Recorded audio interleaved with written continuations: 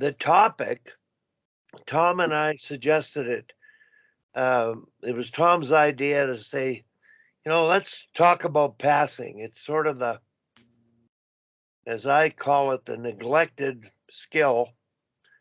And before I turn it over to everybody, because you're all experts at it, I begin with stick length, stick grip, the object that controls the puck. If you learn how to hold a stick of a proper length, then comes the job of handling a puck and feeling it, moving with it, and passing it is much easier. And that's all I have to offer. I call it the right start. If you don't get a right start, hey, they'll still pass, they'll still carry it, shoot it. But the likelihood of the success ratio of pass completion, making good passes, let alone receiving them, is going to be far less. So that's really all I wanted to say because I'm the fundamentalist here. And Mike, I'm curious. You've been working, in hockey and also in another object sport that requires the handling of an object and sharing it. Take us through what you think has helped you the most with passing.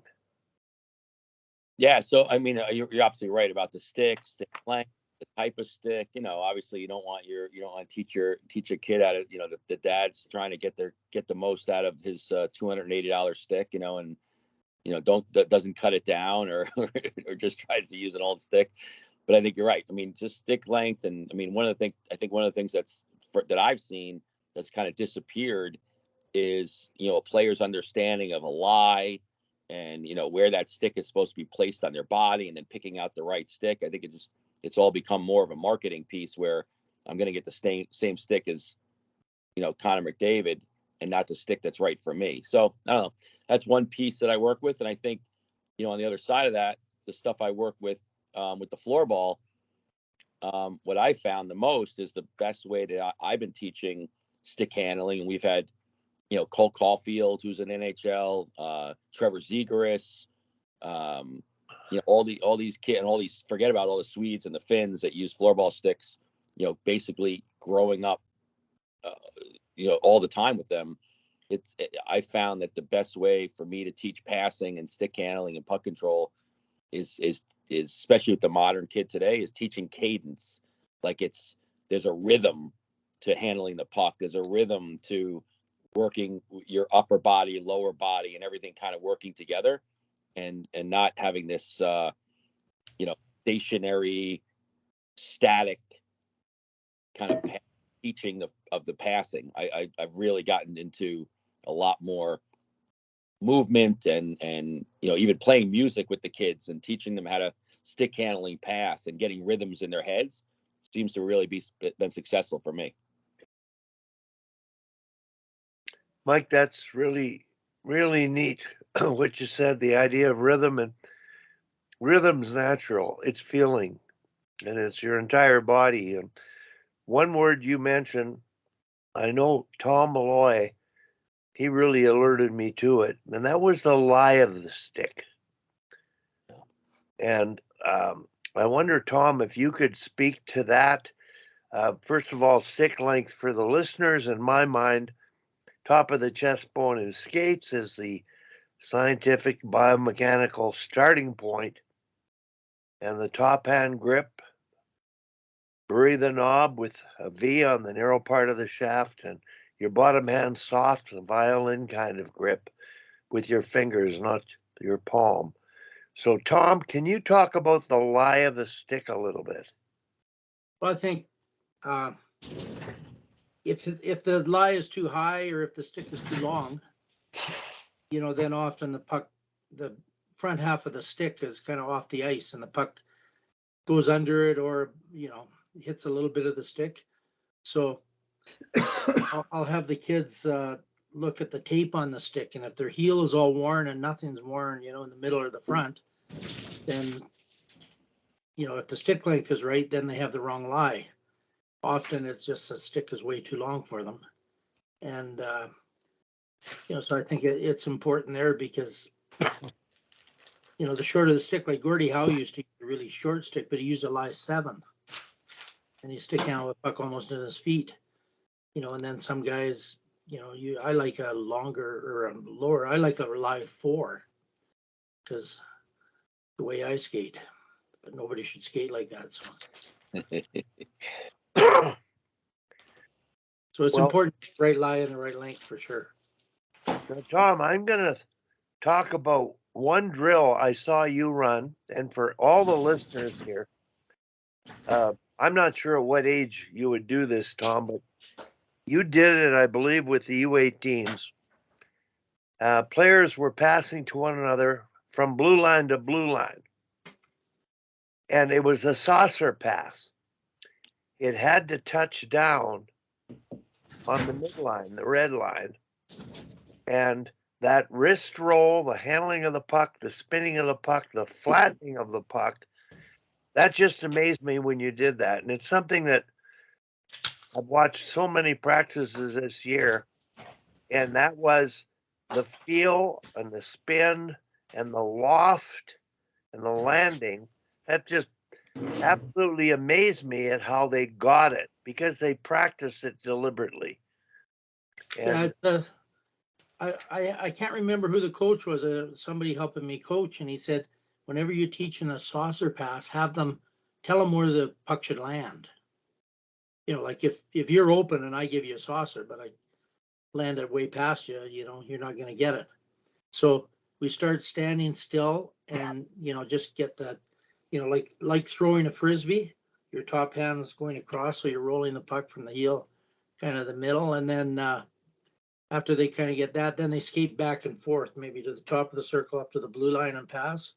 So they're doing it while they're skating. And it's a pretty good sequence to practice the saucer pass. Yeah. And with all the teaching with sticks in the passing lanes, I think it's a really, really important skill to be able to sauce the puck and have it land flat. Because if you get it in the toe, you all know what happens. The puck bounces all over the place, right? So it's got to land flat as well. Yeah. And even on the ordinary pass, really important to start, to go from the back of the stick and roll it towards the front so that it's a nice flat pass and not, because when you get it in the front half of the stick, it's wobbling all over too. And then the pass receiver has to settle it down before they can do anything. So flat passes are really important. before I turn it over to Hal, because Hal, you've written a book on it years ago, I'm sure, and played with it so much. I've, similar to you in Canada, I was sort of responsible for the right start to fundamental skills. And that's why I started where I did, because that was, you've got to begin with the object you're holding, and then you've got to work on that feel, that kinesthetic feel of this puck on your blade. And I'm not sure what age that happens, but if you let them play and get a feel, it may be more effective than trying to do things deliberately, which I've done all my life. But Hal, I wonder if you can share some of your thoughts before we get a little further into the advanced parts of this.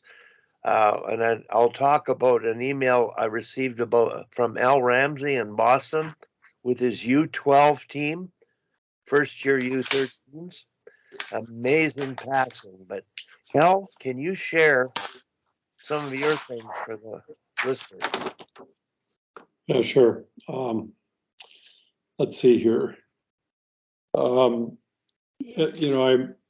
got a U12 team right now, which is in our lexicon here. It's an A team, which would be the top group in our program, age level, top skill level, and they're very low skilled. We've got about 5 years worth of kids that for some reason or another nobody actually really taught them how to skate and or handle a puck. First thing we did was in the first practice, one of my assistant coaches brought a saw. We cut all their sticks down, and we told them we were going to do that. And a couple of them didn't like it, but we went from there. So we focused a lot on skating and trying to play the game a little bit in the last couple of months, but now we're really getting into the passing. And I think that sheet I sent you guys, this is IHF. See, 90% of the games played away from the puck. Puck transit, passing and receiving the puck is the most used technique in the game. So the thing I find so interesting is at this level, and I haven't coached at this level for a number of years, is number one, they want to make big long passes. And most of these kids only weigh 70. I mean, they got pipe cleaners, not pipes in their sleeves, and they flip it off the toe of the blade.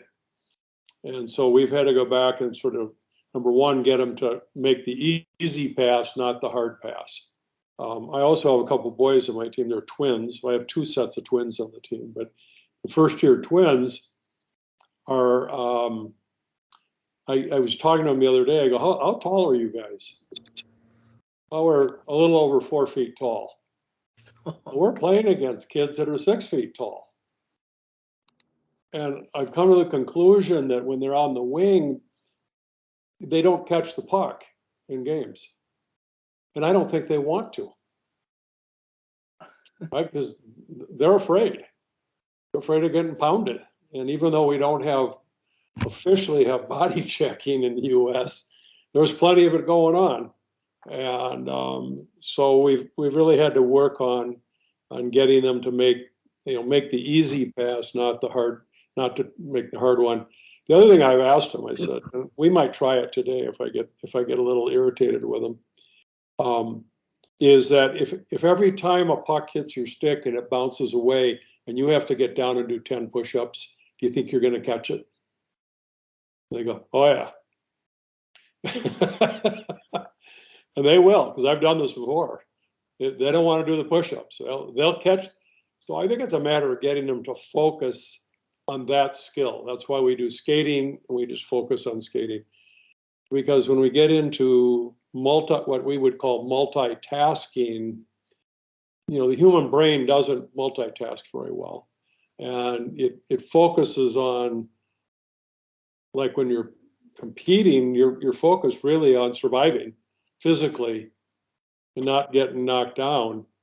And these other skills, if you don't have them laid in, it's like learning to drive a car.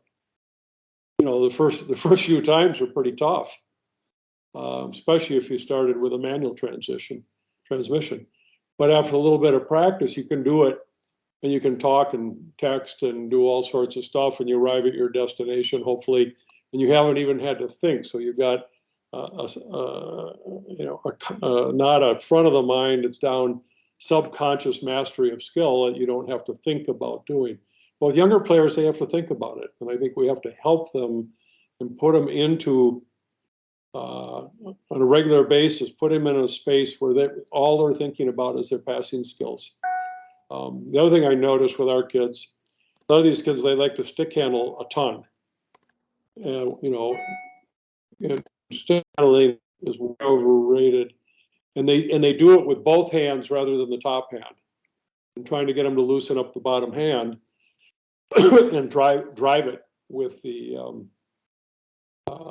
with the top hand and just kind of steer a little bit with the bottom hand. We use a drill. I think I got it from one of you guys, probably Tom. It's the one hand catch the puck with one hand. It's actually easier. A lot of times it's much easier because the stick gives a little bit more. And so we run a couple drills where they have to catch the puck forehand or backhand with one hand. They're exchanging pucks and neutralize, going back and scoring. So, we average about three practice sessions a week, and they're half ice most of the time. And I was assistant coach, and I think, man, we need 8 or 9 hours a week to get these kids up to speed. But you know, it is what it is. They always need us. You know, there's a kid in northern Minnesota that went and played at, he's at Chilliwack in BCHL, and he's back playing high school now. And that kid can drop saucer passes perfectly all day long. I mean, I've never seen a high school kid in Minnesota that had that kind of passing skill. And of course, he gets a lot of assists out of it, and so on and so forth. And it's something to aspire to, I guess. If you don't mind me Yeah, go ahead. interrupt you, I'm just going to throw this out before I go to Peter, who has had his hand up. When I was doing hockey schools, handling a puck stationary, I just used to say, butter the bread, spread the jam. Those little simple catchwords got that roll of the wrist, the spin, the feel, the kinesthetic sense, which the team tends to be missing, because some coaches are teaching, and I'm quite surprised at how well kids do it. No dust passing, or I should say, no dust slap passing. No. So there's that line, and I just thought I would share. Spread the butter the bread, spread the jam. Peter, go ahead. Yeah, before I get going, is anyone else looking at Rick's screen? Is he at a disco? What's going on over there? I don't know. I don't know. What's There's going on something going on. I'm trying to remedy it right now. But sorry, my question. It's blizzard up here today, so. Oh boy. Well, you can keep that. It's Yeah. cold up here, but you can keep the blizzard. Hal, Pretty minor one though. wow. Ways. Yeah. Yeah, well, that's because you're in Alberta. I've never, in Connecticut, there's no such thing as a minor blizzard. Once you put those two words together, there's nothing minor about it. Yeah. It was supposed to be about 6 You guys inches are and we're harder, about tougher than 1. we are. For sure. But Hal, my question was earlier in the conversation, you kind of struck a chord with me because I started working with a youth organization this season, and we just had our coaches meeting. And one of the things that I've observed is they hurry to just get rid of the puck. Big thing. It's on your backhand. You really don't know what to do with it. So you just kind of hoist it with a wing and a prayer, so to speak. And I brought up, I said, they can't be afraid to hold on to the puck. And the coach, well, I don't think they're afraid. Well, I don't think they're afraid in terms of like, this is squirt peewee, so there isn't a lot of body contact. But I think they're afraid of making a mistake. So it becomes a self-fulfilling prophecy rather than just holding on to the puck. And worst case scenario, if my opponent takes it from me, that's still a better scenario than me just giving it away errantly when I have the puck. So just what you said there about being afraid, I'm seeing the same thing down here. But part of it is getting the coaches to understand that act is what's happening with your player. Yeah, I agree. I mean, we got wings that, you know, when that puck comes to them on the sidewall, they just turn around and bang it up the wall, and it goes right to the defenseman out there. You know, that they're getting a shot. I think I really do think that that youth players have a lot of fear of making mistakes, and you know, we tell them, you know, number one, if they do catch it, but you know, they find ways not to catch it if they're under pressure. And they are. I mean, these little guys I've got, they are definitely afraid. They finally told me, and I said, well, you know, they're first year U12s, so they were squirts last year, right? Well, they're still squirts because they can't process the game fast enough yet. I mean, this is a scary deal for those boys, and they eventually they will get there, but I hope it happens this year and not next year. But it might not, and so we just have to be patient with them and do the best we can. And then we get into games and they make mistakes. We got hammered the other night, and one of the kids made a couple of mistakes, came to the bench in tears. You know, he was just devastated. And I sat down with him. I said, no, don't worry about it. I mean, you know, you get another shift coming up. This is not a big deal, right? I always tell the kids it doesn't matter. You know, the only games that matter are playoffs. And everything along the season is about getting better and building your skills and getting ready to play and compete in playoffs. So, you know, every practice, every game is really, you know, just a learning experience. I think I got this from one of you. I shared it. You know, we win, we tie, or we learn. When we don't win, we go in the locker room and say, what did we learn tonight? What'd you guys learn? What do we have to do? And I let them tell me. And we give them a lot of that kind of voice. But at the end of the day, these passing skills are clear. And it's not just the physical skills. The other thing I always tell kids, whatever level I'm coaching, so this is Pee-wees. We call them Pee-wees. What do you call them in Canada? U12? U13 now, I think. Is it? Yeah. You know, I call, you know, we say pass like, so my Pee-wees, I say pass like a Bantam. They know what that means. When I was coaching Bantams, they pass like a high school player. They know exactly what that means. Hard and fast. But younger kids, in my experience, will pass so that the guy that's going to catch the pass, he's going to make it really easy for him. He's going to just kind of put it in the area. And it's like, okay, now it's up to you to get it. Or it's rolling, it's bobbling along, it's not going very fast. Or a pass that's coming slow to a defenseman who just stands there and waits for it rather than moving up and grabbing it. So, again, I don't know if it was from this group, but maybe I read something that here in the US, we have taught kids to stand in line and watch practice. Okay, I did my stopwatch in a skills session a week ago for our squirt team, and the drills they were doing was a skate around the top of the circle and then come back. It took 7 seconds, and then the kid went into the line, and it was 1 minute and 15 seconds before he went again. They do that for 15 minutes. Well, you know, all they do is stand in line.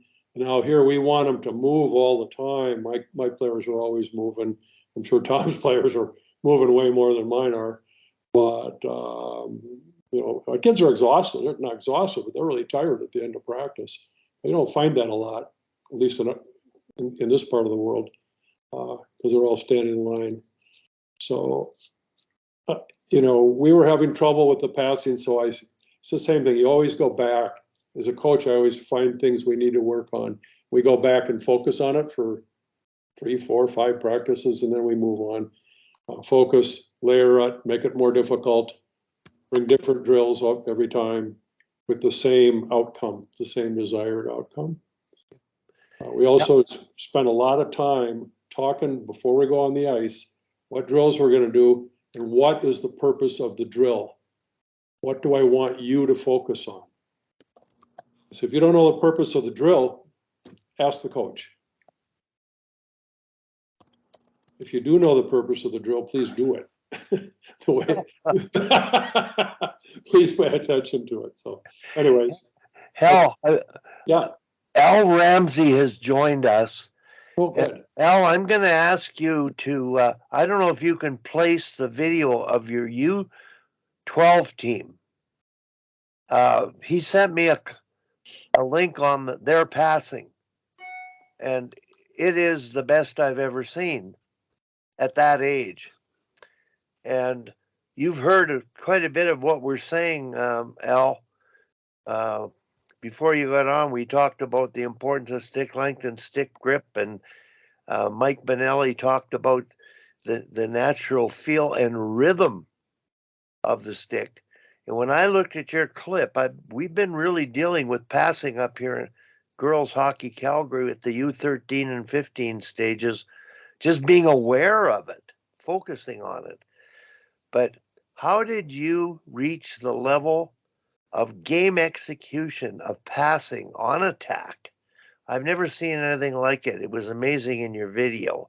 So can you talk a bit about your approach and what you've done? Because the results showed in your video clips. Go ahead. Yeah, I'll see, Wally, if I can add a link to it or something in the chat. Well, I think what Hal was saying was right. Like kids are really scared to make a mistake. They're scared to screw up, right? So I think number one is creating an environment where they're not afraid to screw up. So we've got a saying like skate or pass, like make a play no matter what. You know what I mean? And if you end up giving the puck away, you give the puck away. But like do something with it, right? As opposed to just trying to whack it up the wall. And I think that's a big deal. Like even taking that tact with the kids. Like I had a conversation with my son the other day about it on the way home, kind of thing. We were just chatting, and I asked him like, what, like, is he scared on the ice? You know, is he scared to go after? Is he scared to, make a mistake, that kind of thing? Like, what's he thinking? Just to try and get a sense of what was going on in his head. And even though we've talked about it so much and really, tried to create an environment where it's okay to do that. He's still saying like, I don't want to let the boys down. Like I don't want to screw up. So yeah, sometimes I'm nervous, and it's like, okay, well, we got to get rid of that thought, right? Nobody's going to let anybody down. It's okay. So I think that's issue number one that you got to deal with. And then, I'm at Pee Wee as well. This is first year Pee Wees, so the kids are 10 and 11 years old. Most of them are 11 now. There was a lot, like at the start of the season, there was a lot of trying to skate the puck, because a lot of them had success with that at lower levels. But now we're at a point where it's more about team play. So we started in the summertime with our summer sessions doing a lot of just like going back to basics, just partner passing and trying to get the puck flat on the ice because they struggle with that. And I think, honestly, some of it has to do with stick length, but I think also the patterns that the kids are using now, like a lot of the kids are using the P28s and stuff like that, where it's a toe curve and they just don't know how to use it properly. So there's a lot of like flipping pucks and stuff like that. So just trying to get them to use it properly and keep the puck flat. I think that's battle number one. Here at US, like with the USA hockey stuff, there's a lot. Mike, you could probably comment more on this, but I've never had good luck with the constraints-led approach and trying to put constraints into drills about like who can pass when. We've done a couple of things. We had a drill where we were doing a 3-on-3 and we had a kid, you had to make a pass into the circle. Like in an end zone kind of thing, make a pass. Like a kid had to be in the circle to receive the pass to transition from offense to defense. And when I start trying to introduce rules and things like that into drills, I find that the kids play to the rule as opposed to playing hockey. Like the kid doesn't want to lead the circle, go get the puck, because he wants to be the one to receive the pass. So, but we do, we play a lot of hockey. Like we don't do a lot of drills where they're standing around. And anytime I try to do one, the kids aren't a fan. They don't like that. They'd rather play hockey. So, 4-on-0s, 3-on-0s, and then progressing up, adding some challenge, adding some resistance with the coaches to try and put a little pressure to, like we were doing a 4-on-0 the other day that worked really, really well, just to get them moving it around from different locations and situations, and then added the coaches to put a little bit of resistance in there, and then added the kids afterwards. So like escalating the challenge, I guess. But they're just playing a lot of hockey. That's it. Al, I'm just thinking about what you said here. And gosh, I've said this story so many times. I was beginning coaching hockey and took over this team, over coaching, over directing, deliberatizing what they should do in all the drills. We weren't standing in line, not getting reps. We were doing drills with lots of touches, but it was not them thinking and figuring it out. So it sounds like your game-like approach with cooperative pressure by coaches, they've developed the skills, their eyes up, making passes and making decisions and getting open sooner than later with that free play kind of approach, because that's the lesson I learned my first year of coaching U15s from a parent who coached the year before. He let them play. I didn't. I told them how to play. And I think that free play environment over time, without any instruction, will pay off more than trying to do things deliberately. So I struggle with how much deliberate is necessary.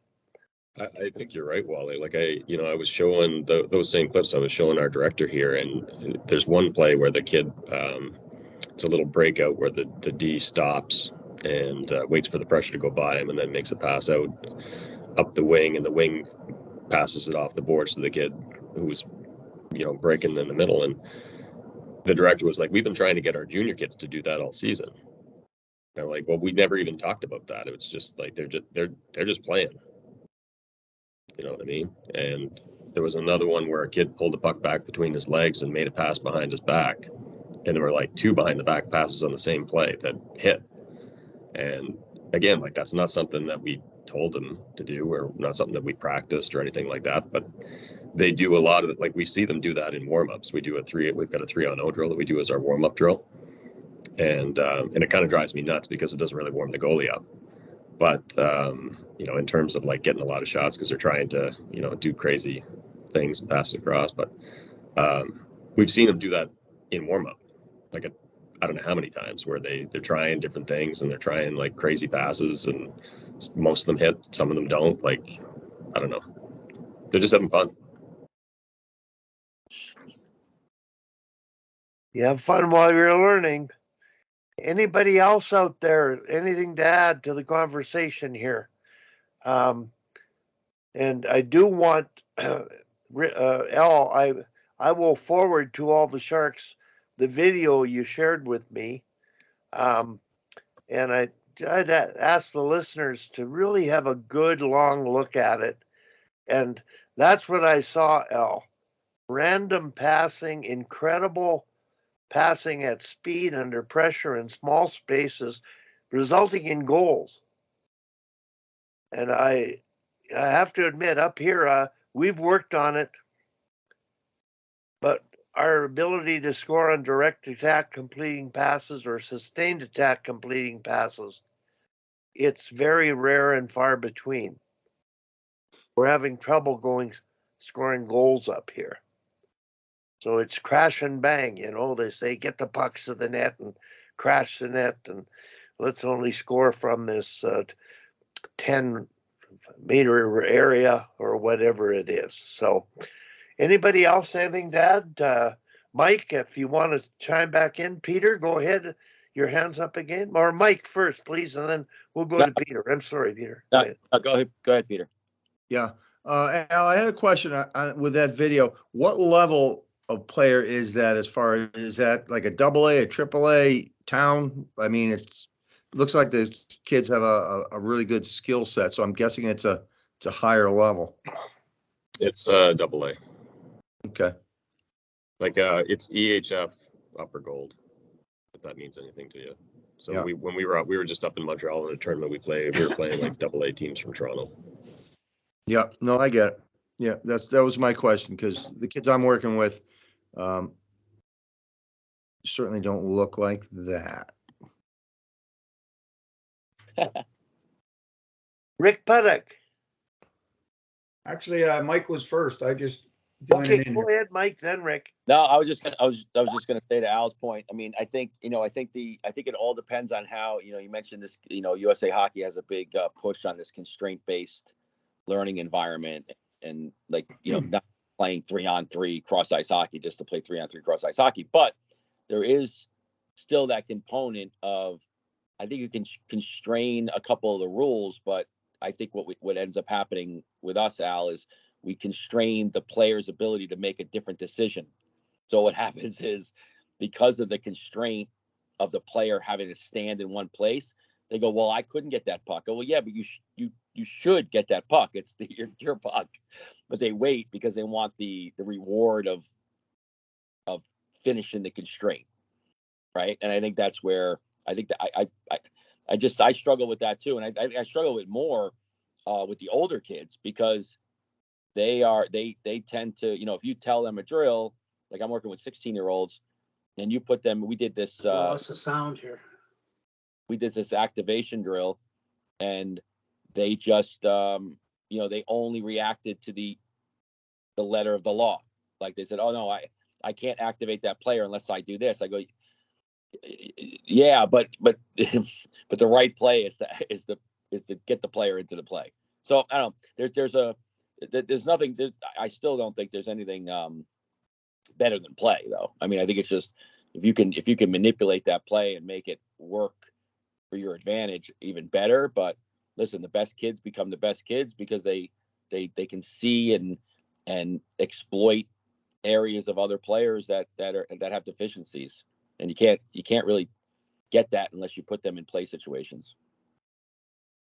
You know, the best monkey bar kids are the best monkey bar kids, whether you teach them or not. Rick Puttock. I pretty much agree with everything that's been said, fellas. The one thing I can add that I do in my practices is I have a one puck rule in practice. Yeah. So it puts added emphasis on completing the pass, because you can't complete the drill if you bobble it along the way and it gets away from you, you're done. You don't get the reward, as I call it, which is usually the shot on goal, the hockey part. So, and I'm steadfast with that. I just won't tolerate them picking up stray pucks along the way. I'm on them right away as if it occurs, and over time it disappears. The other thing I do is try to keep the area clear. So I don't like stray pucks that bounce off the goalie or off the boards and end up in the middle of the area that we're trying to work in. I think that helps. And then at the beginning of every drill, as part of the instruction, the passing is emphasized. It's never out of their minds that passing isn't important. And I'm working with, 17, 18, 19-year-olds, and I'm still doing it with them. So it's been missed along the way. The more we can do at the young levels, the better it's going to be for the kids as they progress through the ranks. It'll just become their habit as opposed to just throwing pucks around, which is what most of them do.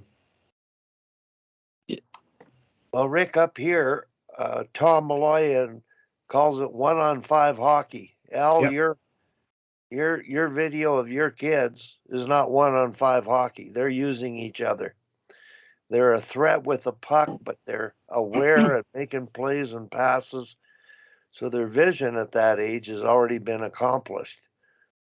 So, Tom, I'm curious about your thoughts, because you're a games guy with jokers, and they're available, and that works for you. You run I think your practices involve more passing and decision making than any I've ever seen. Have you got any comments, Tom, on everything you've heard relative to where you're at with your U15 girls? Go ahead, Tom. Well, our mantra is basically, when you get the puck, you either make a play, or if there's no play, you gain a zone. And, that's kind of, and if someone's in better position than you, they've got to get the puck. So one of the real stresses, and I think one of the faults, is kids get the puck, their heads down a little, and the other team is kind of like pylons that they're going through instead of scanning the ice. So one of the real big skills is when you get the puck to skate to open ice and scan the ice and kind of evaluate who's with you. So you know what your options are. That's what the really great players like Gretzky, they did research on a lot of guys that got a lot of assists, and they found they looked around more than anybody else. So it's kind of like driving a car. If you don't look around, you're liable to smack into somebody. And so being aware, you can't make a decision unless you know what the situation is. So like last night, we used one of our warm-up games as we played 4-on-4 at each end, and they had to clear the zone to get onto offense and then stay on side. But the rule was they had to make 3 passes before they could score, at least 3 passes. Like, they didn't have to shoot on the 3rd pass, just to get their heads up and move around. And then we did a game with constraints, which I thought was terrific. I've never done this before. I've done a 3-on-3 a lot of times, but I had same situation at each end, and it was 2-on-2, and then there's a player at the point, and we really had some trouble boxing out the screener and picking up people. So to go on offense, you have to pass to your joker at the point, and they get it for 2 seconds, and they can either pass or shoot. And so I want the players down low, the offensive players, to get open or to screen. and the defensive players to find somebody, box them out, take their stick, and it was a really good game. And so I'm going to I plan to have a tournament using that next time, and have like them play 3 games each, like 1 versus 4, 2, 3, 2, 4, 1, 3, this kind of stuff, and just emphasize those concepts. So yeah, and I do, we do a lot of different passing up and down the ice, like 2-0 down, regroup a player, 3-0 back, continuous back and forth. Call it the Carolina, because guy I coach with is really good friends with Bill Peters, and they were line mates in college, and Peters was coaching Carolina. But I saw this drill, and we used it at the St. Men. Anyways, that's kind of my view in doing the passing. And we start off a lot of times, we'll start off early and just say, you're going to play full ice game, but you have to make at least 1 pass in each zone. And this is all to get I can't pass if you don't get open. So if you have to make at least 1 pass in each zone, then the puck supporter, they have to get open for you. And you have to have your head up. That's kind of the first thing. And we'll go to a 3-second game. Then we'll reduce it to a 2-second game, and maybe play botchko, where the puck it's only a 2-touch game. 1 touch, you take the pass, and the other touch, that's you do it in Europe all the time. You make a play. So that's the kind of things that we do, and it's usually pretty successful to develop a pretty good passing team.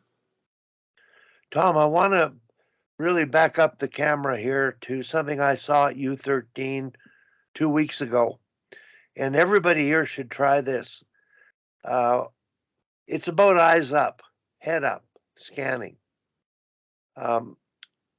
This team was playing a small area game with jokers on the side. The jerseys, I don't know who is who. They were mixed. Yet the eyes were up by every player, and they were completing passes. So I asked the coach, how come, who's against who here? I can't tell. And she said, well, we have mixed jerseys, but we've got colors, plastic tape on the front of their helmets, colored tape. And their eyes are up. So instead of worrying about jerseys, they're looking at above the eyes to see what color the player is at. I thought that was brilliant. It's just a concept of eyes up. Now, Al, you talked about, sort of the constraints not working and the free play working better for you. Now, you've heard Tom speak about the constraints. Is there a happy medium here for success? Go ahead, Al. Yeah, I think there is. I do think that, again, like I talked about a drill that we were doing, and that actually, like, it worked pretty good, and it was good to get them thinking about, like, the whole idea was to move the puck from one side of the ice to the other kind of deal, and to form triangles and stuff. So it was good in terms of that. I think that some of that is really helpful. I did a very similar one that Tom was talking about. We did that last week, and it wasn't that you had to make a pass back to the joker, but you got an extra point if you did. So that seemed to work pretty well. My point is that I struggle with the constraints taken away from the game. You know what I mean? Like, and then playing to the rule of the game as opposed to playing hockey. So I find, I just seem to struggle with that a little bit. I do think that it's good to mix it in to kind of create something, and then you can build off of that in, say, a regular, like, 3-on-3 game with less of those sort of structured rules. But yeah, I guess that's my approach. And the other thing I'll say too is, like, in terms of keeping their head up, like, one thing we've been really religious about this year is playing keep away. So our warm up every practice is 10 minutes of keep away. Everybody's going in the zone at the same time. There's like 17 kids, 16 in practice, whatever, and they're all in the zone. They pair up, they go after each other for 60 seconds, and then we blow the whistle, and they got 20 seconds or so to find a new partner, and then they go again. and they get 20 seconds to rest and find a new partner, and then they go again. We'll do that. Like, we'll switch it up maybe 5 or 6 times and let them go for a good 10 minutes. And their head's got to be up. So we have very rarely have anybody run into each other, even though there's traffic all over the place. There's puck battles. There's tons of escapes. Like, they're creating space for themselves, and that then allows us to, when we start with the actual drills in practice, now all of a sudden the kids they've had their puck handling practice, and now they can focus on, I don't know. I find that seems to be really helpful, I think. Well, we do a lot of games where there's no constraint. Yeah. I call it Russian scrimmage. I blow the whistle so many times and that many players jump out. And there's, no constraint, or we'll do another game, power play game where a team, it starts 1-on-1 and then 2-on-1. One team gets the advantage right up to 5-on-5. And then the other team gets the advantage and there's no constraint. So it's like Tim says, there's not a always or never. It's just how much of what you do, Yeah. So you try everything, just one thing. We found that too. It's funny how, like, if you're playing a game and you extract a kid or add a kid without saying anything, how disheveled the kids get. Like, they go, well, that's not fair. That guy can't be in there. I'm like, well, he is in there, so you got to figure it out. And I think that's where sometimes being too rigid in the game, to Al's point, it all of a sudden becomes, well, that's not the rule of the game. Yeah, but the game is always changing. It's always moving. It's always evolving. It's players are. We did a drill last night actually with my older kids, where we did like this 3-on-3 kind of regroup activation game, but at any time a player could come off the ice and change on their own. And the idea in my mind was that I wanted to show the players how easily a player could get lost in a net front battle if the player just kind of faded out, like Jack Hughes does this, right? He's in there, he never battles, he fades out, and all of a sudden he appears. And I was trying to show the kids how if you fade out and that defenseman loses you, the ability for somebody else to come in and have all this open ice and be available, it's amazing how it opens up. And the kids on the offense weren't getting the idea. They were thinking, well, I'm just going to battle in front and I'll kind of back up and come in and back up and come in. But that's where that the brain needs to evolve a little bit to say, well, what's the concept of the game, and really what's the end result? And I think that's where I think a lot of our kids lack. They lack the ability to take the constraint-based game and import it into a real hockey game. Al, when I thought of listening to Mike, and when he mentioned Hughes, I think those players, they've been free thinkers. Not only that, they have the skill set, and vision to dare to do different things. So Al, when you talked about the kid putting the puck between his legs and making passes, you allowed them to do that. And I think that freedom of play, it's one thing to play and there's rules and there's north, south, east, west, but that idea of just taking those individual skills and letting them go and letting loose and being different, I don't think we've experimented enough and let them experiment enough individually. And passing means collective. It takes two. Receivers got to get available for you.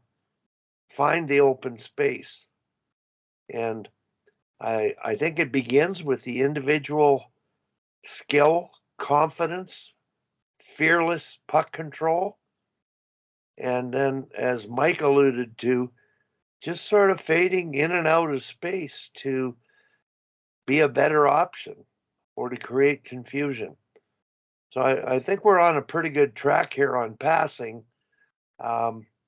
Everybody is looking at their team's play, and I'm just watching now age groups U13 to U18.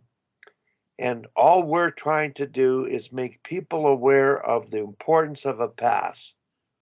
Because up here, the hockey is north-south, 1-on-5. When you run out of options, the puck turns over, and that's it. But I believe we've made progress by counting passes and having a conscious effort to make passes. And I think we can be better at sharing the puck. And that starts at a very young age, but sometimes starting too young can be harmful. So at the U8 level, for instance, you want the kids to be greedy and carry that puck and protect it and handle it. Maybe at the U11, then they can start to share it. But until they've got individual confidence with the puck, you can stress passing too soon at a younger age. So I think there's a right stuff, right amount, right time with the age group you're working with, the talent group you've got. And I just wanted to throw that out there. Hal, you've been working so long for so many different years. And experimentation, I think, as a coach is something that we've maybe lost sight of a bit more. And I think some of the younger coaches might be more open to it than I am. Okay.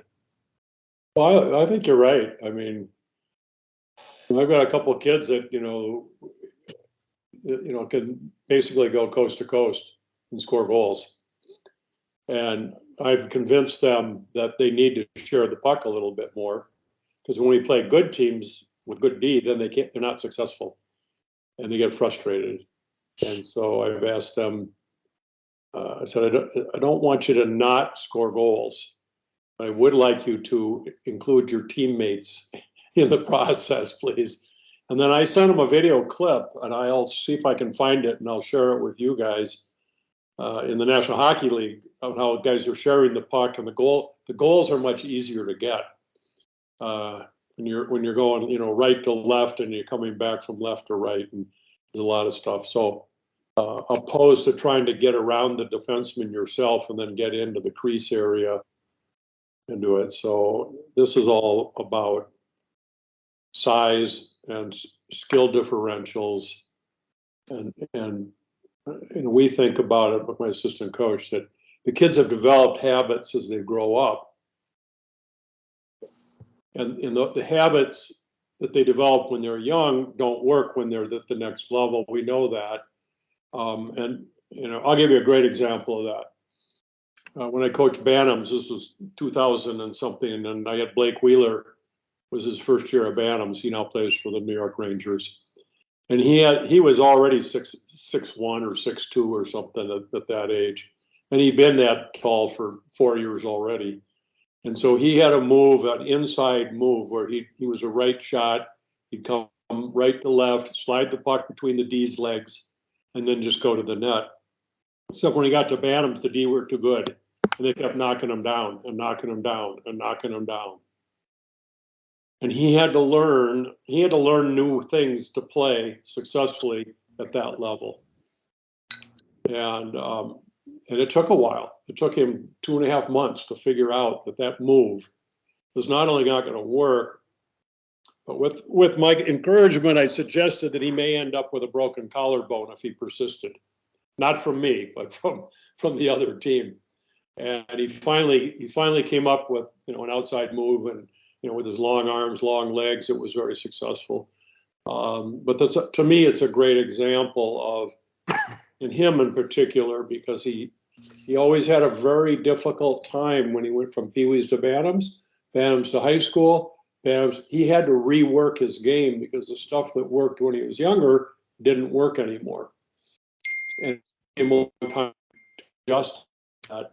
Whereas some of the kids that we had coming through, they adjusted just like that. So every kid's different. And Blake obviously adjusted well enough and soon enough to make a great living playing in the National Hockey League. But it was it was actually very interesting for me to coach him from Pee-wees to Bantams and then the high school fall elite league, and sort of watch him try to process and learn to play at the next level. And so I've always remembered that. So while you're right. We don't, those younger kids, let's just play and have fun. And some kids show up and they're great, and kids aren't so good. I just wanted to get back on the passing part because I think the game is 1-on-5. And Blake was playing 1-on-5. But at the next level, he had to think about other people. So I got two stories. They're both related to Tom's experiences last year at U13 and this year with his U15 team. Some of his extremely talented individual players who were making more passes statistically are not making passes anymore.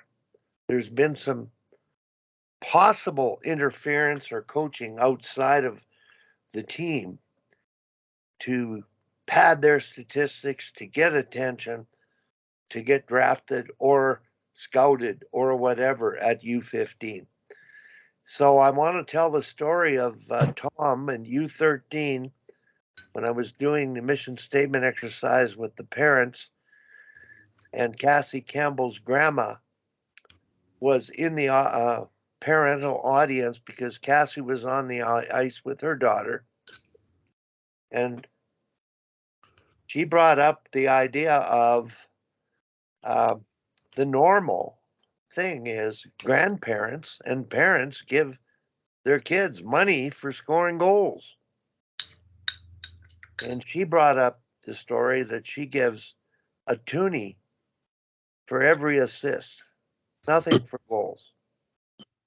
I think the mindset of valuing the pass, and I even think that scouts, recruiters, they like the players that catch their eye were those flash and dash plays.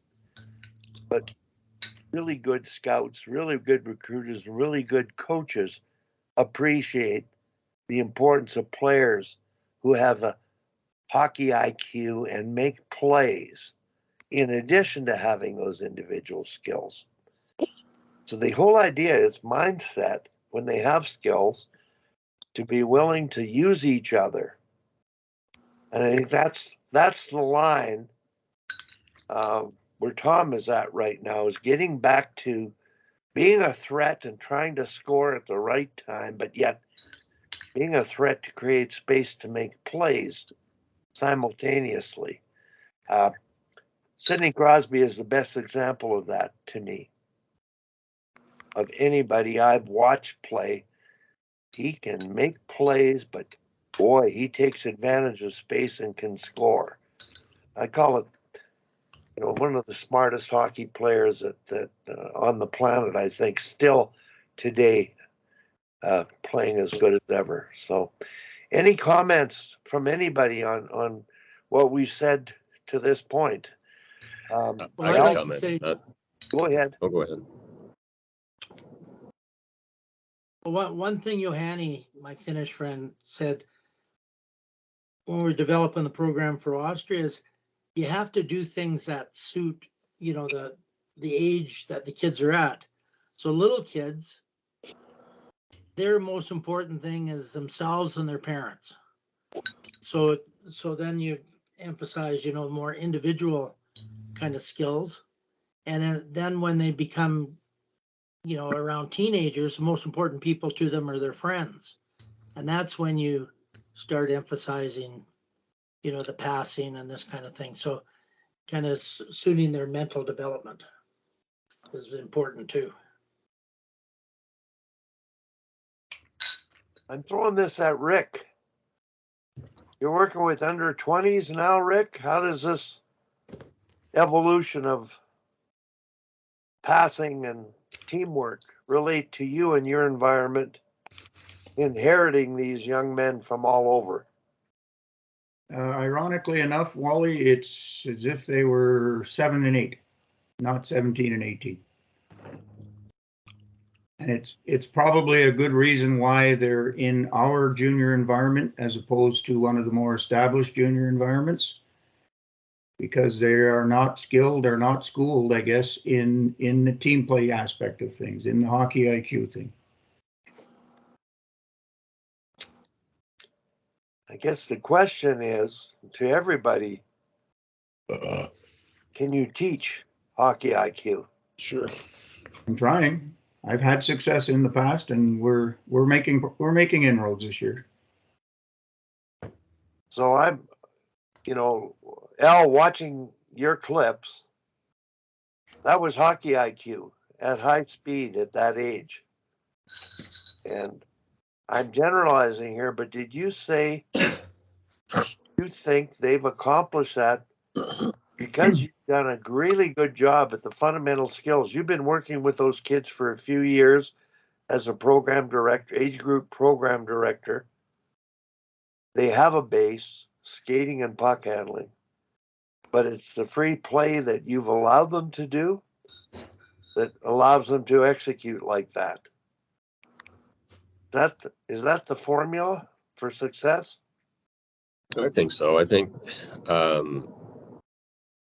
you said something, Wally, about having the freedom to make plays, but also also incorporate pass, and I think that's really important, right? Like, so we played a team when we were recent tournament up in Canada. Played a team from Toronto, and they were a very, very good team. They were really tight. Passes were all on the tape. Like they passed a ton. They always seemed to be in the right spot, but there was no player or play really that stood out in the game. Like we were talking afterwards as a coaching group, and they beat us, I don't know, 6-2 or something like that. It was a pretty sound beating. And but there was nobody stood out. There was nothing that was like a really great play or anything. They just played like a really tight game. They moved the puck well. It was like a really smooth breakout. Everybody seemed to be where they were supposed to be, kind of thing. But the highlights of the game were, in our mind, we had more highlight plays where a kid made some kind of a pass that was really creative, that kind of thing. So it's like, it's two things. It's encouraging the passing, but also not taking the creativity out of it too, right? Because there's a thing about, like, do you want to play a really tight game like that where you're passing and moving the puck and you're looking like, a pro team when you're 11? Or do you want to encourage them to make plays, move the puck, work together, encourage team play, but still, develop the creativity and develop the sense to come up with their own solution to the problem, as opposed to skating where they're supposed to skate and doing what they're supposed to do all the time. Anybody else? Anything to add in that regard? The example that, Hell, go ahead. Mike, Al. I mean, I agree. I mean, our practice the other day had a lot of chaos in it because we had a lot of stuff going on, and they had to. I don't like to overstructure stuff either, but I also think there's a balance between they have to have the skills, they got to have the skating skills, and they got to have the passing skills to make anything work. And so that's why we sort of focus on that stuff. But then the rest of practice is more free flowing, and it's whether it's breakouts with pressure, breakouts with no pressure, whether it's how many kids are there, and so on and so forth. And we got an injured goalie right now, so that's a problem, and we're always adjusting, right? But and I'm actually going to do a video of our practices, and I'm going to probably not till in January. With each of the elements, and I will actually voice over it, or I'll talk on it about why we're doing what we're doing and what we think the benefits are for that kind of stuff. And I'll be happy to share that with you. I'm doing it for the coaches in our program because they're still doing the static, spend time standing in line or on your knees, kneeling down in front of the coach who's drawing all this stuff on the whiteboard. And but I think you know, you got to let these kids play, and we do the same thing. You know, make a play, just do something, and try not to turn it over if you can help it. But if you have to take it in the corner, take it in the wall and eat it, then do it, and wait till the cavalry arrives and wait till help arrives, because it will at the younger ages. I know, Al, you're doing same level I am, I think. My kids are peewees. We played a Canadian team a month ago or so in a tournament 2 hours north of Winnipeg. Is where they're from. I have no idea what town they were from, and they were all these little kids. And I mean, I don't think they had any. I did not have a large player on that team, and they beat us by 5 goals. 2 backdoor plays on power play, you know, and they were very skilled. And the coach told me, I was just talking with them afterwards, we practice 3 times a week. That's it. And I said, well, you must do a pretty good job at practice. I don't know, because those kids were really skilled, and our kids were really pretty amazed at how good those kids were. And I wish we had that game on video. We don't. And go back and show the kids. I don't know how much. Now, this is a slight change, Wally, but I find interesting videos, short video stuff, and I send it to the players, but I send it through the parent group, and I ask the parents to have the kids watch it. And for the most part, they do. And just, you know, with no commentary, it's just really, really great plays. And that passing one I sent a few days ago, I'll see if I can find that clip and send it to you. Kids are visual. They all their time on their phones. And if you send them something really short, and then talk about it in the locker room, I think that's an effective way of keeping them engaged, and another way to communicate the message you're trying to get to them. So that's it. I got to run here pretty quick, but you guys are so awesome. This is so fun. I love it. Listen, I want to ask everybody, Al in particular, have you used video with your kids? If so, how? Yeah, we do an hour video session every Thursday before practice. So I've got a few videos where it's actually Brad McKenzie, Wally. There's some videos that I had taken from a course that I did with him a couple of years ago. So it's good stuff. You know, a lot like, you know, there's a couple that we've watched a few times and kind of gone back to them. There's a really good one on headman on the puck, and there's a really good one on O-zone play and D-zone play and whatever the topic is that week. And so we'll do maybe 5 minutes where it's kind of like an instructional type video, and then I usually try to pull out 1 or 2 of their own clips. Always the positive stuff. We don't really look at the negative stuff too much, at least not in the video at this stage, because I want to we've been really focusing on the positives. You know, what we do well, not focusing on the things that didn't go right. Not ignoring them, but. And then we just kind of watch highlights. Like we'll throw on a Sidney Crosby highlight or something and just watch and let the kids talk about what's going on. Like they like that. They get really excited. They love the video sessions. So, but it's how it's done. Like I don't think if you have a group of 11-year-olds, I don't think you'd want to be sitting there picking it apart. You know what I mean? Like No. I wouldn't want to highlight a mistake, because again, the whole thing was we're trying to get them to be afraid to not be afraid to make a play.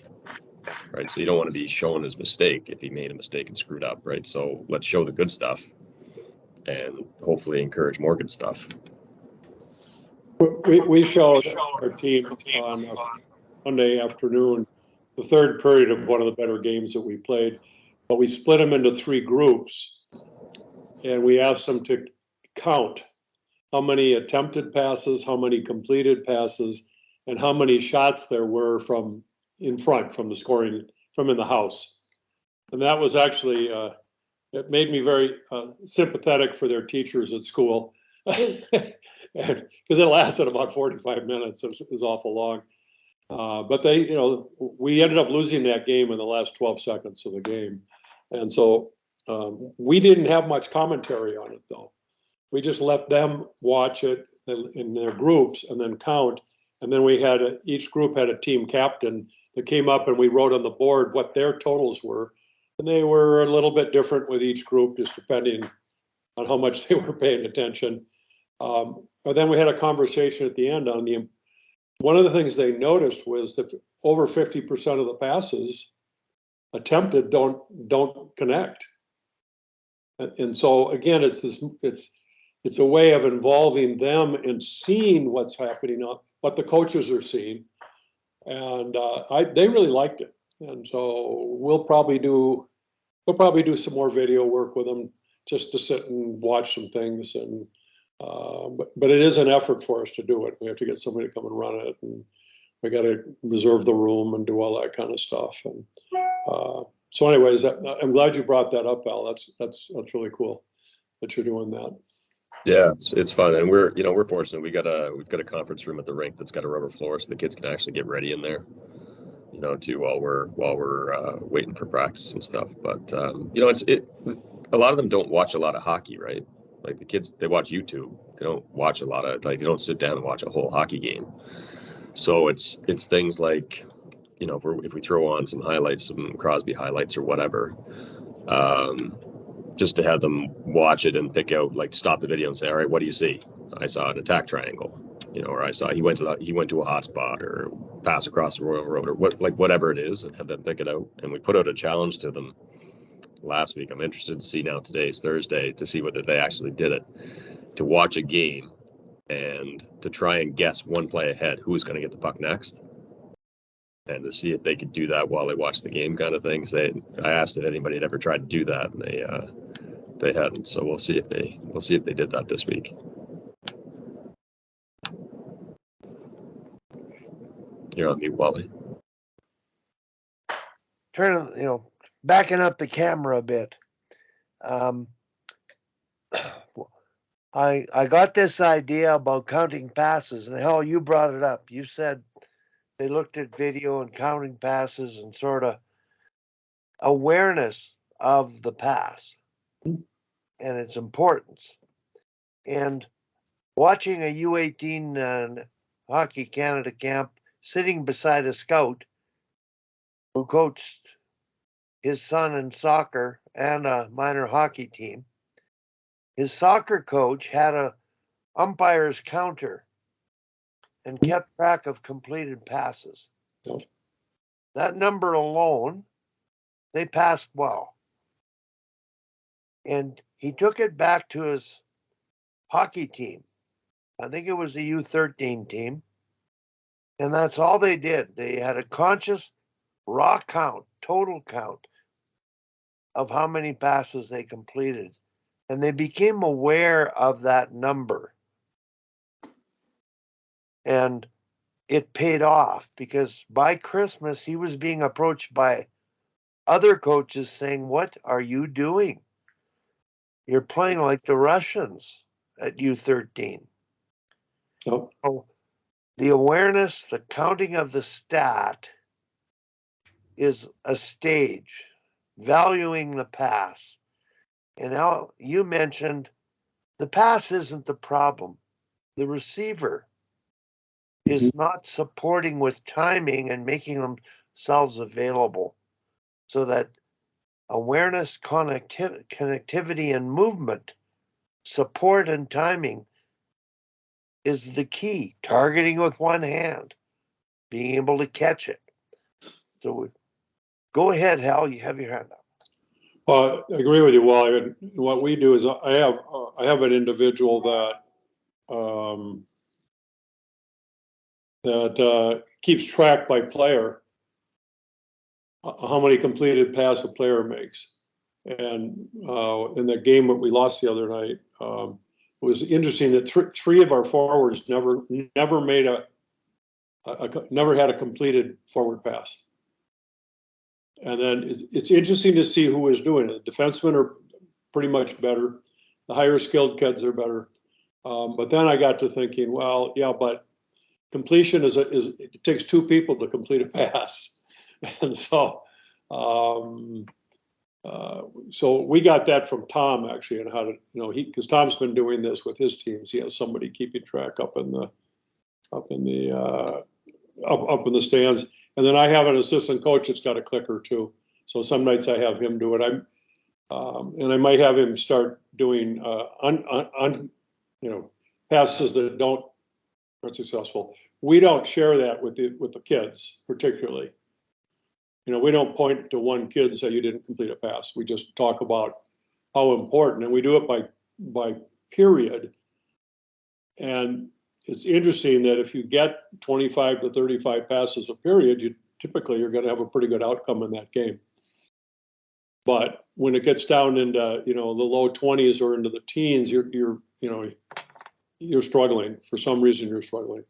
So again, it's just awareness for the players. And we do 3-on-3 cross ice. Well, it could be 1-on-1, 2-on-2. It evolves, and we keep score. And the losing team gets, they get a little extra skating at the end, and the kids love it. And then I told them, now we're going to do, instead of scoring goals, we're going to keep track by team how many completed passes they make to a teammate, because we're trying to get them close enough to each other so they can make these passes. So this drill for me is more about the guys away from the puck, not the guy with the puck. And this is a work in progress for sure. But they're getting better and better at it. We just change the game a little bit, change the incentives a little bit. And boy, do they love to compete though for this stuff. It's who won, who lost. They scream and yell if they don't think it's fair. It's all that good stuff. So I got to run, boys. It's fun. Thanks, Al. Yeah, we'll talk to you next week, I hope. Thank you. Yeah, Al. Yeah. Guys, I'll send some video. Okay. I want to share a story about Europeans. After a practice at the pro level, they play a game of 3 versus 3 or however many, where you have to score only off a pass. You can't score carrying it and shooting it and winning 1-on-1. That is a ritual for them. So in Europe, they prize the pass. And when we used to play against them, the goaltender, he didn't overplay the shooter. He had to stay on his feet to be able to move laterally. But that game told me the Europeans prize the pass. They value it more than the goal. And they played it. Last spring, I tried this with U13 group. They couldn't do it. And so I went back to 2-on-2. You got to make 2 passes before you can score. And because there's only 2, it's give and go and get open. That worked. So I learned experimenting with this, got to score off a pass only. Didn't work at U13, but 2 versus 2 have to do 2 passes. Well, there's only 2 of you. It's obvious who's got to get open. You throw a third person in there, they just can't visualize the third person. So there are progressive teaching progressions done by Finnish coaches that Tom has worked with that teach you can pass to the third man only. So if I get it from you, I can't pass it back to you. I've got to pass to the third man. That rule, 3 versus 3, cross-ice scrimmage, and only the third man can score. It's a little bit advanced, but when we're talking about passing, I think we've covered most of the bases for any coach out there.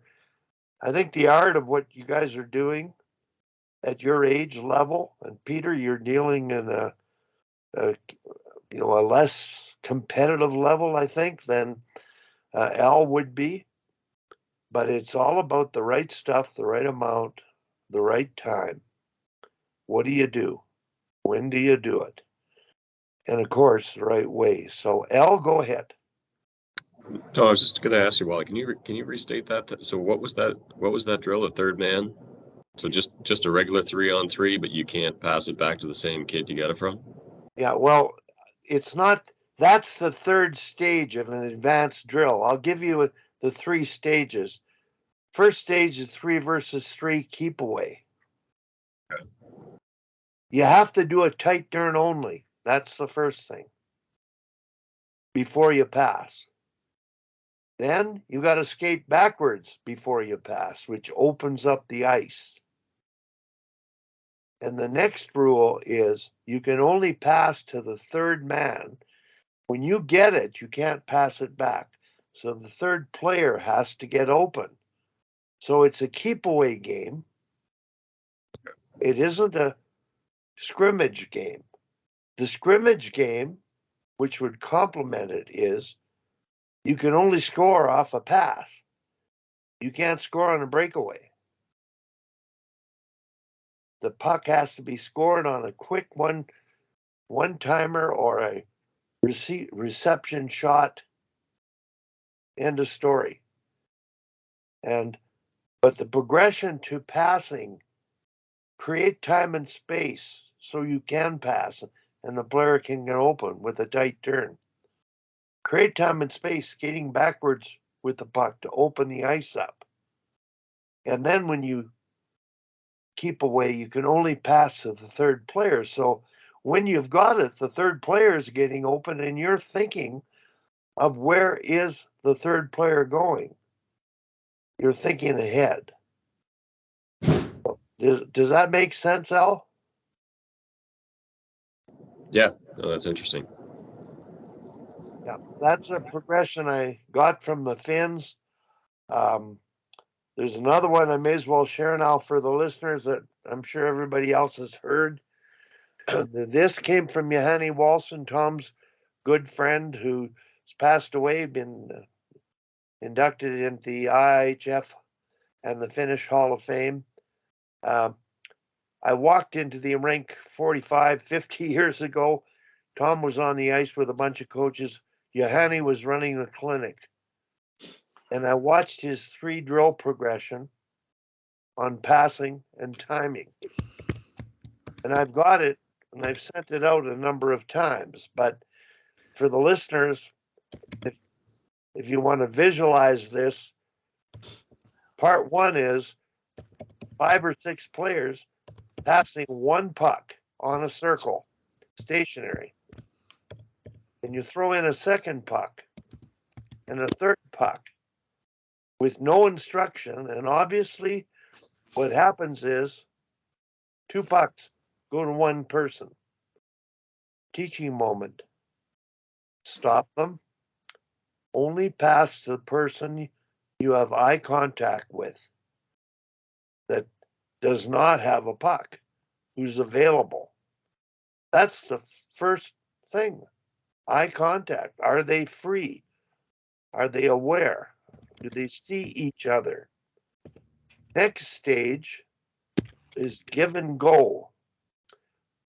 Players are lined up on the boards at a blue line with pucks. And it's a pass to the coach in the corner and get a pass back from the coach and shoot. Now, Al, the teaching point is the coach in the corner keeps his head down, might turn his back. The player up top, who normally just beelines it for the net, runs out of space. He has to learn to save ice until eye contact before he moves in to receive the pass. And eventually you put a player in the corner. So it's give and go with the player, but the player also keeps their head down. So they learn to connect. And that's the simple progression, which eye contact, where are you going? Where's the free space? So I think everything we've talked about today pretty well covers the gamut of thinking at the highest level. And Darryl Belfry mentioned when he had the very best players, Crosby, Matthews, on the ice against other players that weren't quite as smart and adept, they didn't pass to sticks. They passed to space where the players were going to go. And that's the stage that I think is sort of the ultimate idea of passing, area passing, because making direct passes all the time, tape to tape, aren't really possible at highly competitive levels. It's the first step, but beyond that, it's passing to free space that they can skate into. So now we're talking the very best at the highest levels. So are your kids close to that? Al? I thought they did that in a couple of the goal scoring clips. Basically said one kid threw it across. Yeah, we'll see. We see that every now and again. We'll see that, but more often they're trying to make the pass to the player.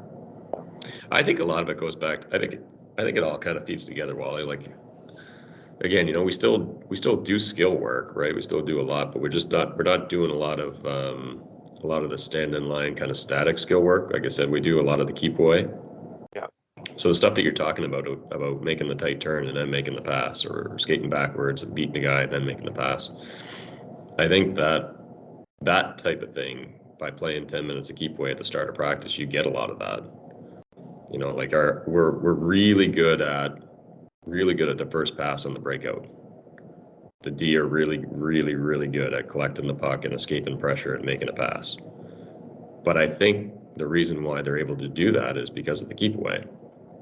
It's the moves that they develop there and being able to do stuff with the puck under pressure, and then it's the pass and drills that we've layered on top of that.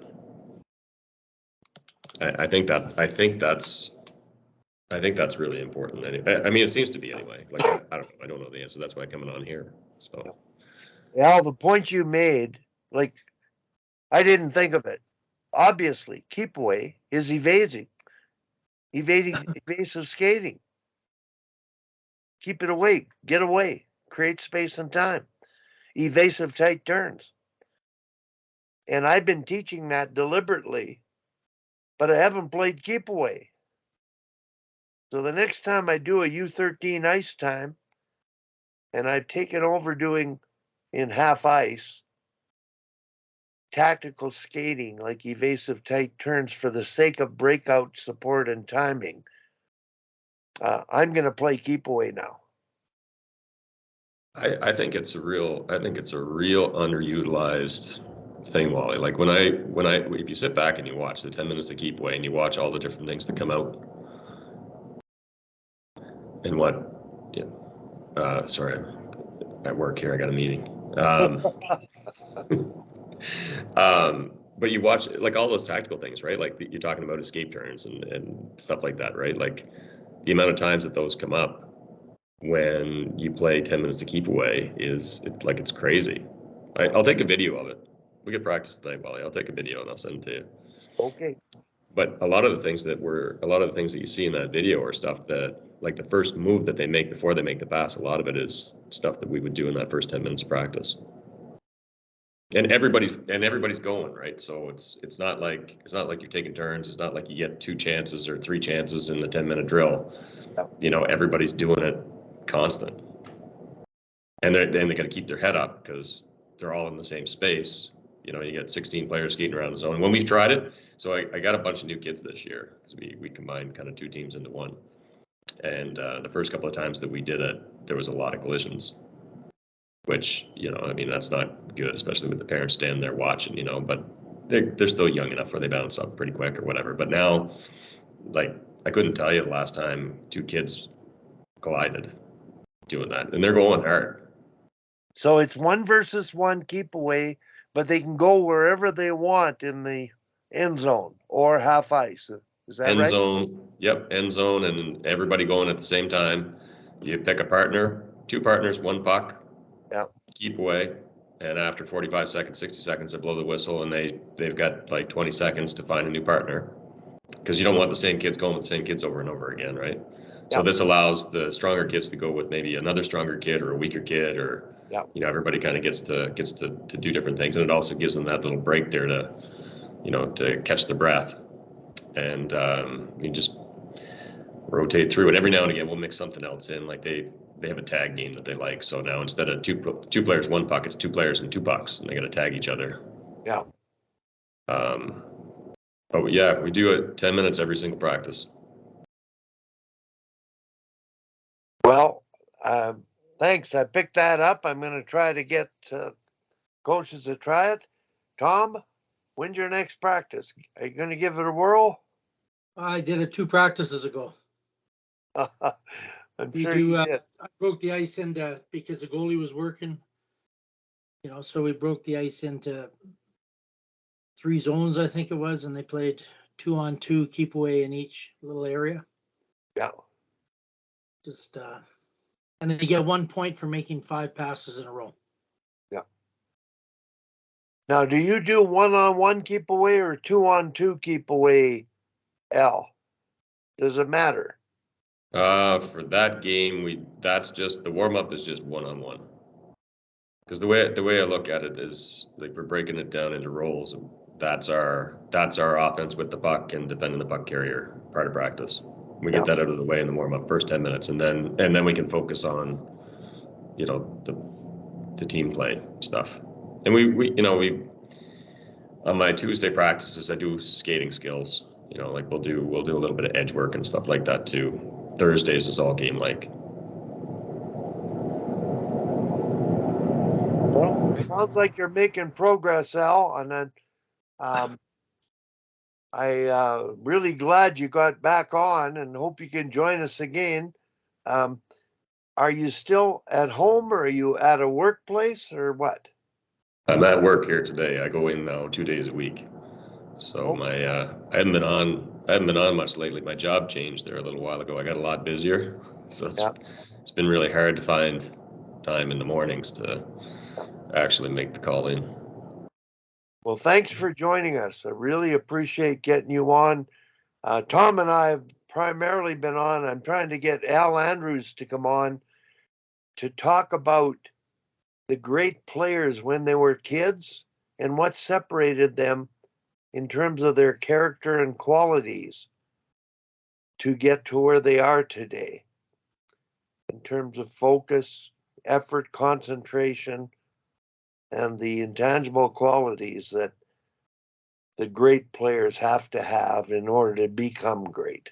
So Al's health is a little bit, not normal right now, but hopefully he recovers and we can get him on sooner than later. I'll be phoning him after this call, seeing if I can get him on next week. But if he's on, I'm sure you might want to ask him a few questions because you know about him and his work and Brad and the Andrews Hockey Growth and the work they're doing and their ability to develop skills and apply those skills in competitive situations. Those kids get a right start. Yeah, for sure. I'll keep an eye out for that, Wally. Okay, well, that's really good. Tom, anything to add related to passing that we haven't shared with the public that might be interested in improving their puck control and possession game? I think my opinion is that someone has to come and be close support, to give you that easy outlet, the easy play to cross and drop, or, if everybody just takes off in their lanes and all this kind of stuff, it's hard to make the play. So I always, whenever I'm thinking about passing, I think about Gretzky and Curry, and they always work together, and always creating 2-on-1s all over the place. And I think that it's really important to have close support. I think Kim called it the player in the backpack or whatever. Yeah. So you've got that player to work with, and then you'll have the weak side player to give it to and all this sort of thing. But I think it's really important that I think the middle drive has done bad things to passing, because now people are going straight lines down the lanes. Yeah. And the wide pass, and And I think it's something you do if you're racing the other team down the ice. Yeah. But if the other team's in front of you, you have to create 2-on-1s on people because you're not going to race them down the ice. They're already ahead of you. And then you have to create 2-on-1s and outnumber situations and things like this. And that's kind of the challenge, how to set up so that it's, you're there for a pass and it's an easy play. And I don't know if you know what I'm saying, but I think that's really important. I know I'm playing 3 times a week still, and if nobody gives you close support, it's a difficult game to play, to make plays, because it's hard. And if someone gives you close support, then it's an easy game to play.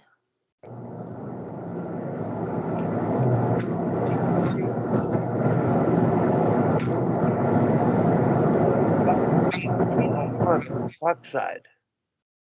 And they're teaching triple drive now. Just crash the net is sort of what they do. And I think there's sequences of teaching attack, but creating that 2-on-1 is critical. Al, in relation to the tight turn, the evasive tight turn on breakout, that's my primary focus. The D have to go back, retrieve, and lose the checker. And your breakout is that evasive tight turn with timing and support. What doesn't happen up here, Al, is the evasive tight turn in the offensive zone. You've got direct attack, and then you've got offensive zone possession and puck protection and stop and jam turns to create space with your head up and maybe cycle, maybe go low to high. There isn't sustained possession and progressive sustained attacks in the O zone. I think the kids can do a better job on that. And that's why the evasive tight turn is a tactical skating skill with a puck that I feel is paramount to the game. And when you brought up the keep away game, I'll be getting every one of the coaches to add it to their repertoire. 1 versus 1, half ice or end zone, everybody at once, keeping it away. Great idea. The game will teach them to tight turn. And we'll go from there. Maybe the breakouts will be better because they've all done it.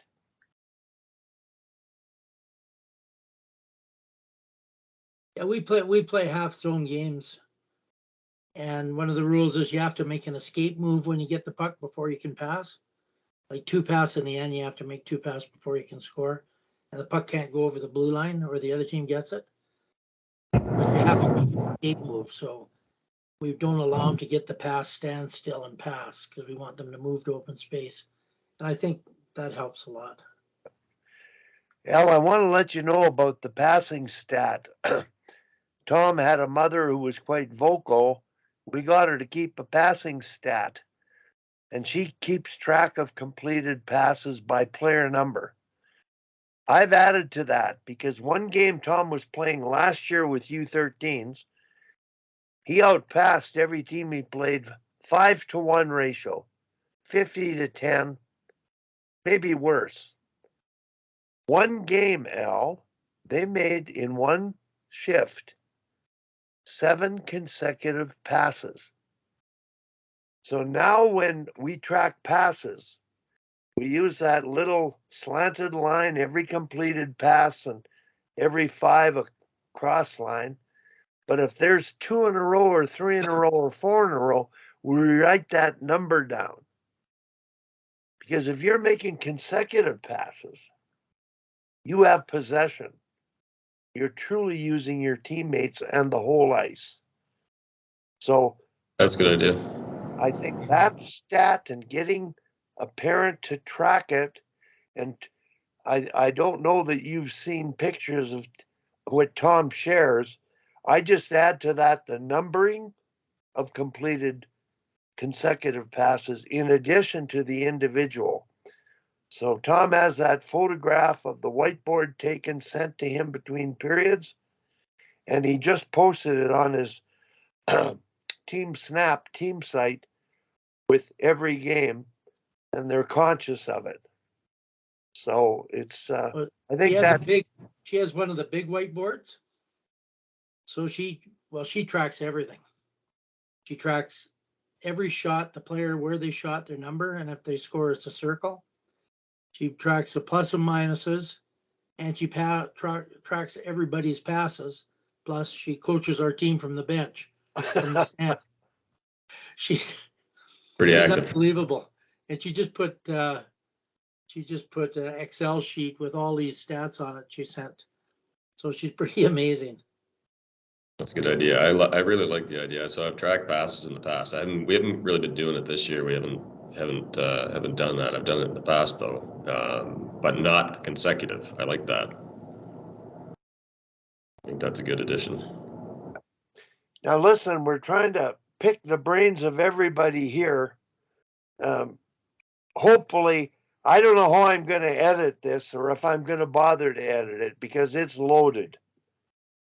Whatever age you're at, however advanced you are, to select what and try what you might want. And it sounds like, Al, you'll add the passing stat and consecutive passes to the awareness piece. Just tracking it and counting them sort of creates an awareness, an appreciation of the importance of the pass. I've always said that in hockey changes math. 1-on-1 equals 3 when you can pass. It's very hard to defend, but it's so hard to defend, as Tom discovered easy to defend a player who you know is going coast to coast, because you don't have to worry about the other players. And I don't know how many teams you play, Al, but is it 1-on-5 hockey in your area? No, not at our age group, not at our level. It's pretty. There's a fair amount of passing. Probably the thing that we had the most, that's given us the most trouble actually, is the long pass. That's the thing that we have a harder time with this year, because I've been working with the players, especially weak side D, about moving in and being involved in the attack. Is to getting them to recognize when and there's a couple of teams in particular where the coaches like to send kids out to the outside the blue line. Yeah. So it's getting them to recognize when there's a threat there, and when to move in versus when to retreat and that kind of stuff. But there's a lot of passing. Yep. Tom, can you talk about slashing related to what Al talked about? Because that's basically the far winger who might stretch or leave the zone or come underneath the D but across the ice, or get behind them, or go to the far blue line. Go ahead, Tom. We want the weak side winger to slash across if the D needs it's not an every time, but if the D needs, that option, and you have to slash in front of them, because if you slash too far, you end up looking over your shoulder for a pass, right? Yep. It's not a very good way to take it, and if the hitting knock, you get your head knocked off.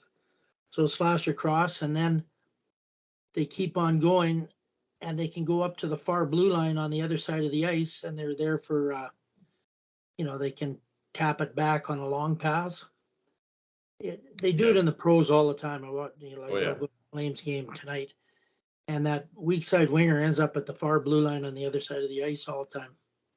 And they're also, if the other team's really pinching, which most teams in our league do, if you can chip it out, they can pick up that puck. And a lot of times they get a 2-on-1 because F3 is going to help the D, and that just weak side D is back. So they'll end up with a slashing winger and the centerman getting a 2-on-1. Yeah. Yeah, we don't see a lot of the slash. We see, we'll see just the winger kind of floating out, like drifting out or whatever, and they'll just fire out a long pass to him. But we're pretty good on the pinch. We're really, really, really aggressive on the blue line. So I find on a strong side, they're really good at keeping pucks in. we worked a lot early in the season on the decision making. Like if they got full possession, that's when you retreat. If it's 50-50, or if he doesn't have good possession, then you go at him. That kind of thing. And then the partner backing up the D who's going after aggressively, right? So that we've been pretty good with. It's more the weak side D and when to slide into the high slot versus when to stay back, because sometimes they'll get puck watching and lose track of the kid who's floating up behind him. Well, puck watching is the bane of every level. Yep. You know, people are wide open behind you. You're watching the play in the corner. We've got Yep. last few games we've had trouble with that. They're there, but they're not there. And when I watch the NHL, same thing. When they get the goal scored on them, they're focused on the puck, and they're too late to the player that's slipping in behind them. Yeah, that was the focus early on in the season, was the scanning. So we've been talking, like, we use the Thursday video for habits and stuff like that too, and the scanning habit's been a big focus. We've gotten pretty good in our own zone with it. Not too much puck watching there. Like every now and again, and it seems to be every goal. Every goal's the same. The puck watching. Yeah. Yeah. Well, last night we did defensive zone skating, where they go, I had all the left wingers together, all the centers together, just kind of a review. And then when they were there, I showed them the man-u puck triangle. It's a basketball concept. So you're in an angle where you can see your man, you can see the puck, and there's you. And you're on the defensive side so that you're not turn their back on the man you're covering. And then they're basically open. Just as a review last night, because it's been hurting us lately. We're there, but we're not there. Yeah. D don't like to go out, like when the teams play a high F3, they don't like to leave the front of the net and get out halfway. And it's too late. If they make the pass, it's too late. All they're doing is screening the goalie.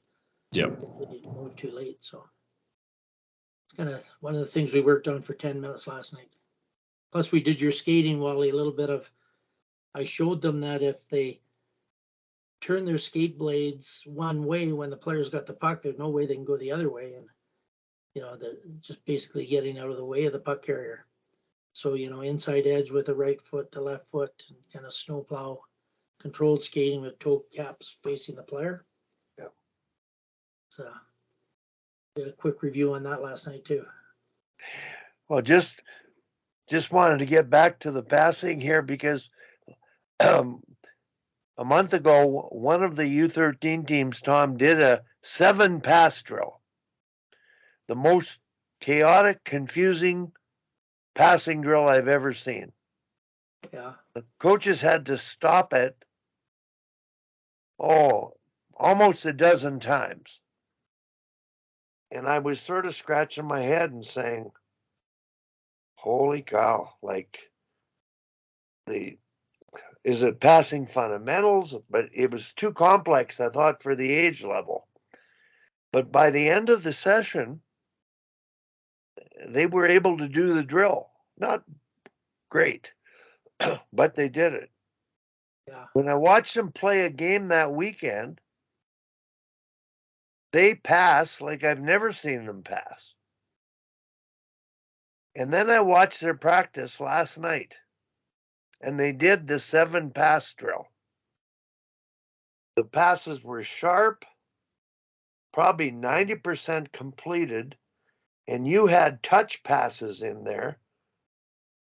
And the one thing that we added to it was one of the last passes was they were going speed and too close together, and we got them to pass off the boards, use the boards.